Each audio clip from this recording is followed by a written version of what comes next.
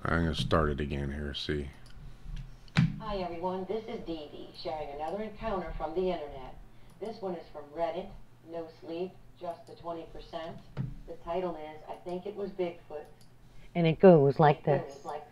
2 weeks ago, I considered myself a reasonably skeptic Tell me if you can man. hear it now. I was convinced that somewhere in the vastness of this realm, another intelligent life form inhabited an Earth-like planet.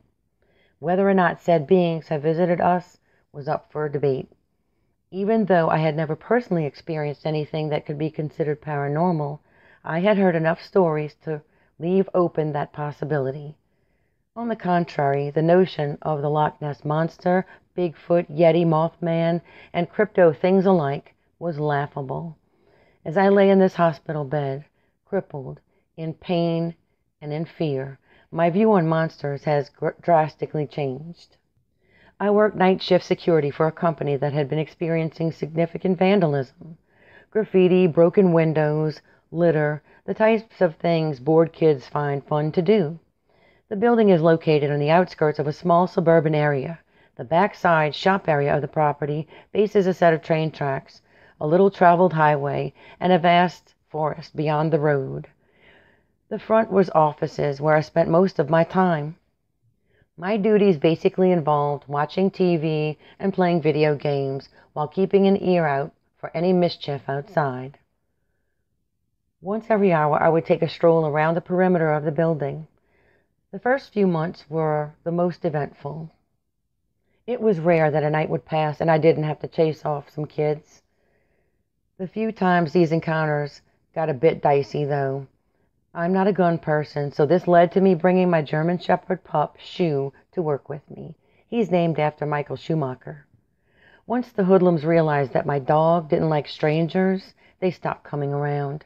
The job became a breeze for a while, and then some strange things began to happen. It all started 3 Thursdays ago. It was raining that particular night.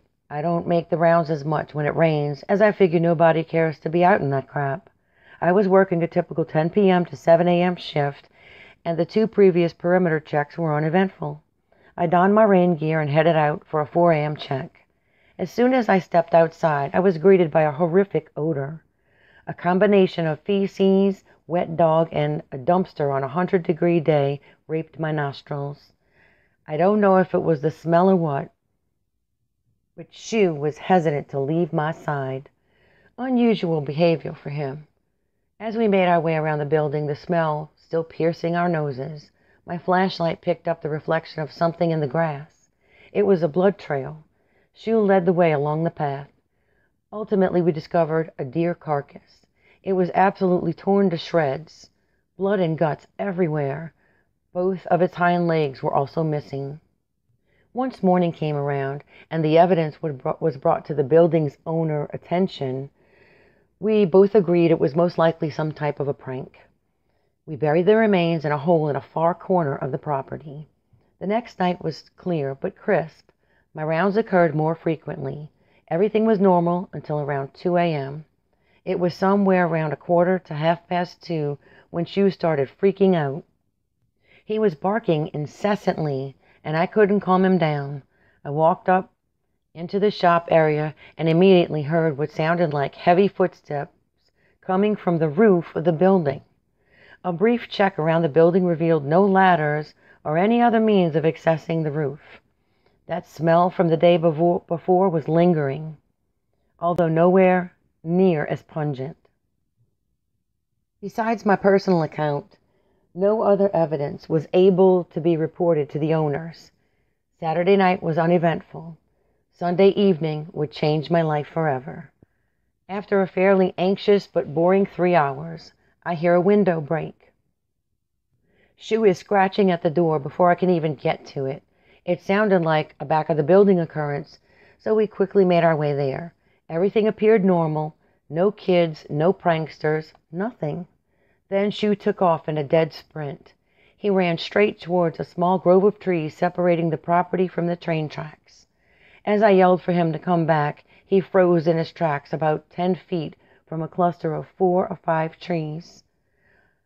Suddenly, a large, muscular arm reached out and encased his head in its palm. A quick jerk of the wrist, and Shu's neck snapped like a twig. Horrified by the sight, I let out an audible gasp. Whatever this beast was, it immediately focused its attention in my direction. There are 3 entrance points to this building. The nearest 2 are locked. The only unlocked entrance point would require me to run between this monster and the door. Since it was dark, I figured I could make it. I started sprinting. I made it about 25 to 35 yards before I felt a tug on the back of my shirt. The strength of the grip rendered me unable to escape. I fell to the ground. My heavy breathing only served to drown out the thunderous beating of my heart. I managed to gather my bearings, only to realize I was being mounted by something. I suppose it took my mind a while to comprehend what my eyes were viewing. I was being pinned to the ground by an ape covered head to toe with matted red to brownish fur. A human face with a primate body had me pinned to the earth. This creature's eyes glowed a vibrant red. We locked eyes, and it was at this point I came to the conclusion this beast was about to take my life. I vaguely remember trying to kick and punch my way out of this thing's control. My attempted recourse proved futile. My memory is a bit clouded, but I can really recall looking this thing eye to eye and feeling a certainty of my death. The giant beast picked me up and hurled my defenseless body against a tree, 20 to 28 feet up. The tree snapped in half. My helpless body served as an unsuccessful saw. I assume a Sasquatch is what broke my back and has left me confined to this hospital bed. My vertebrae lost its battle against said lumber. Bigfoot is real. Bigfoot kicked my ass. I'll never forget that smell. I'll never forget my eye contact with a creature spawned straight from the depths of hell. I miss Shu, and I miss my innocence. Well, that's the encounter, everyone. I hope you enjoyed it. And again, thanks for listening.